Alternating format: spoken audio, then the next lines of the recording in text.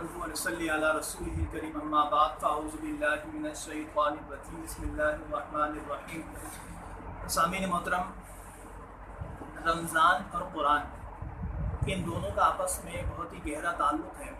قرآن کریم کے میں فرمایا کہ شہر رمضان الذی انزل فیہ القرآن، کہ رمضان کا مہینہ وہ ہے جس میں قرآن کریم کو نازل کیا گیا ہے۔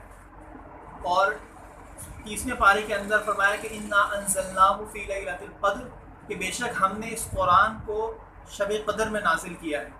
تو قرآن کا نزول رمضان المبارک میں ہوا، اور حضرت ابو ہریرہ رضی اللہ تعالیٰ عنہ کی حدیث کے مطابق کہ جس میں 2 پروگرام دیے گئے، ایک دن کا پروگرام ہے روزہ، اور دوسرا رات کا پروگرام ہے جو ہے تراویح۔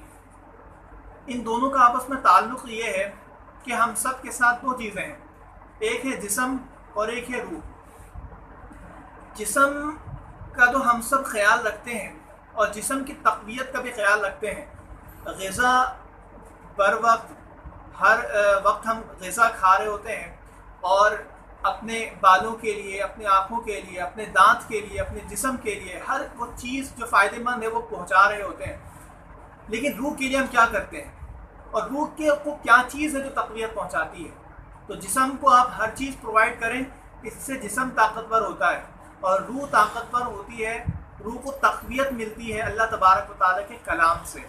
کیونکہ عالم ارواح کے اندر ہم سب کے جسم کے وجود میں آنے سے پہلے عالم ارواح کے اندر اللہ تبارک و تعالیٰ نے سب سے پہلے ہمیں ہماری روح سے خطاب کیا تھا اور پوچھا تھا کہ الست بربکم، کیا میں تمہارا رب نہیں ہوں؟ تو ہم سب کی روحوں نے جواب دیا تھا کہ بلا، ہاں اے اللہ تو ہمارا رب ہے۔ تو ہمارے سماعت میں سب سے پہلے جو چیز گئی ہے، جس کلام کو ہم نے سب سے پہلے سنا ہے وہ اللہ کا کلام ہے۔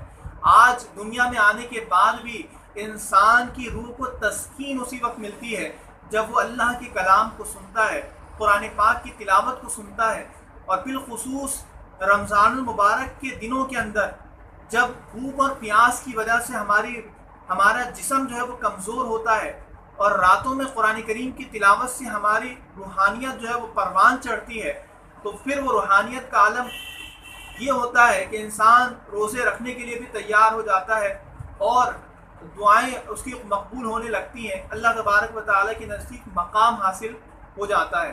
تو رمضان المبارک کے اندر قرآن پاک کی تلاوت کثرت سے کی جائے، اور بالخصوص نماز تراویح کے اندر قرآن پاک کی تلاوت کو جو ہے وہ سماعت کریں، تاکہ اس سے ہماری روحانیت جو ہے وہ طاقتور ہو، روحانیت پروان چڑھے۔ اللہ تعالی ہم سب کو عمل کی توفیق عطا فرمائے۔